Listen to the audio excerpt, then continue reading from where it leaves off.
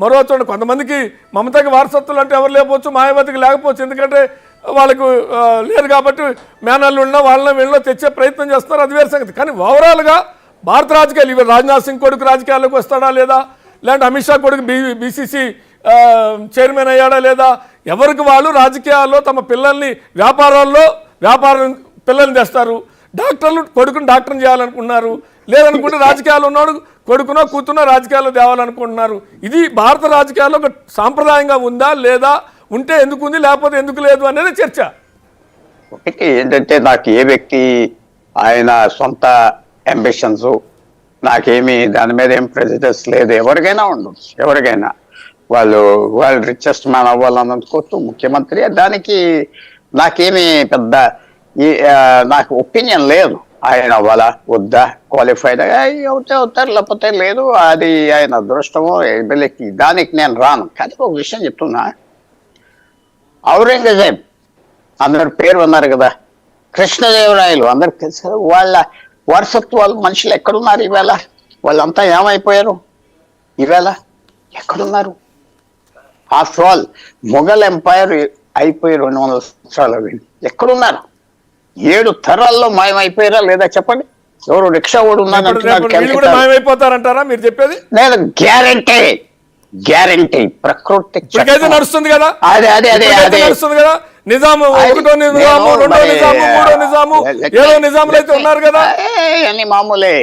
నేను అనేది వాళ్ళు కూడా నడిచినంత కాలం వారసత్వం నడిచింది భారత రాజకీయాల్లో. కానీ మీరు ఇందాక చెప్పినట్టు కృష్ణదేవరాయల, నిజాం నవాబా, విజయనగరం సామ్రాజ్యమా, లేకుంటే కృష్ణదేవరాయల సామ్రాజ్యమా, నడిచినాయి. బొబ్బిలి సామ్రాజ్యమా, బొబ్బిలు రాజులు ఇప్పటికీ ఎక్కడో ఒక చోట వారసులుగా ఉంటున్నారు కదా. లేకుండా కాదు, అవశేషాలు తక్కువ ఉండొచ్చు, ఎక్కువ ఉండొచ్చు. కానీ నేనేమంటున్నా, ఇది ఒక ఫినానిమా భారత రాజకీయాల్లో. హిస్టరీ తీసుకున్నప్పుడు అది ఏ నవాబ్ అయినా లేకుంటే ఏ రాజు అయినా, ఆ హిందూ రాజా, ముస్లిం రాజా, లేదంటే ఇంకోలా అని నేనేమంటున్నా, తప్ప గొప్ప నేను జడ్జి చేయటంలా. అది దాన్ని మనం కొంతమంది బీజేపీ కుటుంబ రాజకీయాలు అని అంటుంది, దాన్ని తప్పుపడుతుంది, సిద్ధాంతంగా మేము దాన్ని వ్యతిరేకిస్తున్నాం అని చెప్తున్నారు. కాంగ్రెస్ కుటుంబ రాజకీయాలని ఒక సైద్ధాంతిక చర్చకి తెరలేపారు. ఆ కాంటెస్ట్లో ఈ చర్చలు జరుగుతున్నాయి జనరల్గా. ఇప్పుడు పవన్ కళ్యాణ్ కూడా నాగబాబుని ఎమ్మెల్సీ చేసి మంత్రిని చేయడానికి నిర్ణయం తీసుకున్నారు. తప్పేందంటే తప్పనా ఏముంది, వాళ్ళ బ్రదర్ని కూడా రాజకీయాలు తేవాలనుకున్నారు. చిరంజీవి గారు వచ్చారు, కాకపోతే సక్సెస్ కాకపోతే ఆయన వెళ్ళిపోయి ఉండొచ్చు అఫ్ కోర్స్. అదే మాట్లాడినస్తే చెప్తాను. మీరు కృష్ణదేవరాయలు అంటుంటే నేను చెప్తున్నా. ఓకే, ఒక 2 minutes 3 minutes వెళ్ళలేదు. ఇది నేను చెప్పేది ఏంటంటే, భారతదేశం వచ్చేటప్పటికి ఇది నేను తప్పట్లేదు. న్యాచురల్గా సొంత రక్తాన్ని, సొంత జీన్స్ని మొదలు తీసుకెళ్ళటానికి మానవుల్లో ఉన్న, జంతువుల్లో ఉన్న అదొక నేచర్ ఇచ్చింది. అది ఎవరు ఆప్ చేయలేము.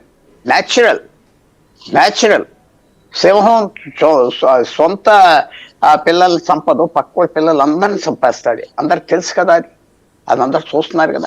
అది న్యాచురల్. లేదని మనం ప్రకృతికి వ్యతిరేకం వెళ్ళటం కష్టం కదా. ఎవరైనా మీరున్నారు, మీ పిల్లలు ఉంటే చక్కగా వాళ్ళు ఇంకో మంచి ప్రొఫెషన్, మీ ప్రొఫెషన్, లేకపోతే ఏదో ఉంటుంది. అది న్యాచురల్. దానికి మనం అడ్డం పడినా కుదరలేదు. కానీ ఒక చిన్న విషయం ఏంటంటే, భారతదేశంలో ప్రజాస్వామ్యం వందల సంవత్సరాలు కాదు, ఇప్పుడు 73 ఏళ్ళు అంతే. 51లో 52లో ఎలక్షన్ స్టార్ట్ అవినాయి ఫేర్గా. ఇప్పుడు దీంట్లో వచ్చిన ఒక ఫినామినాన్ వచ్చింది. ఎలక్షన్ సిస్టమ్ వాడి, పార్టీ సిస్టమ్ వాడి కొంతమంది బెనిఫిట్ వస్తుంది. డైనాసిటీస్ ఏర్పడ్డారు. అది ఎరగొడతాం పెద్ద కష్టం కాదు. ఆ పార్టీ సిస్టమ్ పెట్టి దాంట్లో ఇంటర్నల్ ఎలక్షన్స్ అన్ని ఓపెన్గా ఎలక్షన్ కమిషన్ కండక్ట్ చేస్తే చలామణి అయిపోతుంది, ఎవరు ఉండడు. మళ్ళీ ఈవేళ జాన్ కెనడీ అంత పెద్ద ప్రెసిడెంట్ అమెరికా చేశాడు, మనందరికి తెలిసిపోయారు. వాళ్ళ పిల్లలు ఎవరు ఒక ఎమ్మెల్యేగా కూడా లేరు అమెరికాలో. Ronald Reagan, Jimny Carter.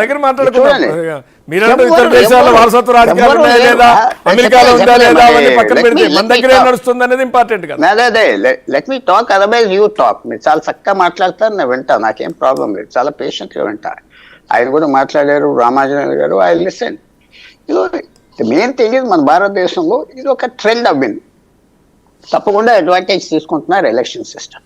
Election ఈ పదవులు వస్తే విశేషమైన పదవులు కదా, ఖర్చుగా హద్దు లేదు, ఇష్టం వచ్చినట్టు ఖర్చు పెట్టచ్చు. రాష్ట్రానికి పవరు.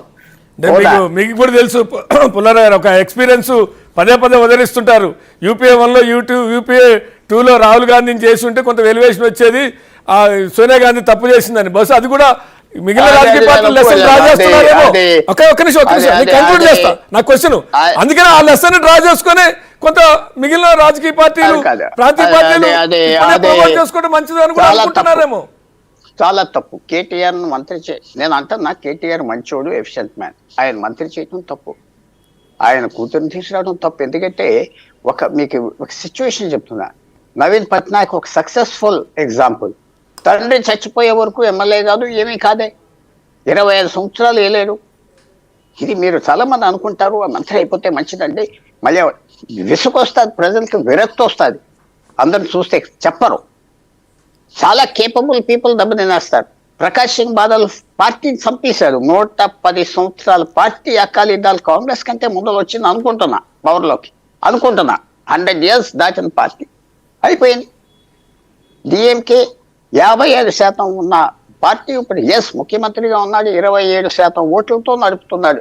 15 పార్టీలు పెట్టి, మీకు తెలుసు కదా, 1%, 0.5% పార్టీలు అందరిని పెట్టి నడుపుతున్నారు. సో ఇది నేను అనుకుంటున్నా, నేను చంద్రబాబు నాయుడు గారి విషయం అని కాదు, లేకపోతే కేసీఆర్ అని కాదు. మీరు ఒక వ్యక్తి ఉన్నంతకాలం అతనికి ట్రైనింగ్, ఆటోమేటిక్గా ట్రైనింగ్ వచ్చేస్తుంది. చూస్తున్నాడు, అన్నీ చేస్తున్నాడు. అది పెద్ద ఉద్యోగం చేసి మంత్రి వెళ్ళి ఫైల్స్ తీసుకొచ్చి ఏదో ఫైల్స్ మోసాడు, ఇది చేసాడు కాదు. అది మంచిది కాదు అనుకుంటున్నా, ఆయన కెరియర్కి మంచిది కాదని. ముఖ్యమంత్రి అవటం తప్పులేదు, క్వాలిఫైడ్ మ్యాన్ మనకు కావాలి, అవుతే మంచిది, నేను కాదట్లేదు ఎవరైనా. కానీ అది పొలిటికల్గా మంచిదా? పొలిటికల్గా ఇందిరాగాంధీ ఎలా వచ్చింది ప్రధానమంత్రి? ఎంపీ కాదు, ఏం కాదు. తండ్రి చచ్చిపోయాక శాస్త్రి గారు ఎవరో ఉండాలి, నెహ్రూ ఫ్యామిలీ అని తీసుకొచ్చి పెట్టాడు. తర్వాత వాళ్ళు చచ్చిపోతే ఆమె ఖాళీ వచ్చింది లోక్సభ. సో ఇది ఉదాహరణకి ఎవరో అంటారు కదా, నెహ్రూ చనిపోయేంత వరకు ఇందిరాగాంధీ రాలే, ఇందిరాగాంధీ చనిపోయేంత వరకు రాజీవ్ గాంధీ రాలా, రాజీవ్ గాంధీ బతుకున్నంత కాలం సోనియా గాంధీ రాజకీయాలకు రాలా. సారీ, ఇందిరాగాంధీ పదవిలో ఉన్నప్పుడు సంజయ్ గాంధీని ఇంట్రడ్యూస్ చేసి చేసేకపోయింది కదా. రాజీవ్ గాంధీ అయితే రాలేదు కదా. రాజీవ్ గాంధీ మీరు ఇంకో ఎగ్జాంపుల్ కూడా ఇస్తా. బాల్ ఠాకరే ఏమన్నాడు? నేను మన పార్టీలో ఏ వ్యక్తి ఎమ్మెల్యే ఎంపీ అవ్వకూడదు, అవిన రోజున మన ఫ్యామిలీ పని అయిపోయింది అన్నాడు. చచ్చిపోయాక ఆయన రూల్ మానేసి వాడు ఎమ్మెల్యేగా ముఖ్యమంత్రి అవ్వాడు, ఫినిష్ అయిపోయారు కదా 5 సంవత్సరాల్లో. అయిపోయారా లేదా? ఆయన ఏమన్నాడు? మన రిమోట్ కంట్రోల్ మన చేతిలో ఉంటుంది. ఎలక్షన్లో వెళ్ళి ప్రజలు అమ్మ అమ్మ అమ్మ ఓటు అనక్కర్లేదు, మనం పెట్టే మనుషులు ముఖ్యమంత్రులు అవుతారు, వాళ్ళతో మనం పరిపాలిద్దాం. అది పాలిటిక్స్. మనం అది నేను అనుకుంటున్నా. అంత ఎర్లీగా ఒక వ్యక్తిని దింపేసి ఎవరైనా మంత్రి చేద్దాం, డెఫినెట్ గా న్యాచురల్ గా ప్రోగ్రెషన్ కాదది. టాలెంట్ ఉంటే ఆటోమేటిక్ గా అయిపోతాడు నేను అనుకుంటున్నా. చాలా మంది ఏమంటారంటే, మీరు అన్నమాట రాహుల్ గాంధీ అవుతే బాగుండదు కదా. రాహుల్ గాంధీ అవుతాడు అన్నాక 9 నుంచి 2014కి మన్మోహన్ సింగ్ ఇంట్రెస్ట్ పోయి పార్టీ పోయింది కదా. సో ఇది చాలా డీప్గా ఉంటాయండి, మీరు కొద్దిగా ఆలోచించవలసింది.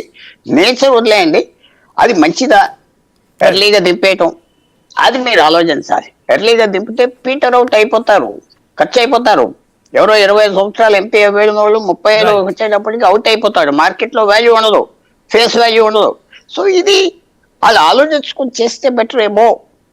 వాళ్ళ చేతిలో ఉన్నారు పవర్. ఇందాక చెప్పారు కదా, 130 మంది ఎమ్మెల్యేలు ఉన్నారు, అయిపోవచ్చు. ఎవరేం చిన్న బ్రేక్ తీసుకుని వస్తా పుల్లారావు గారు, చిన్న బ్రేక్.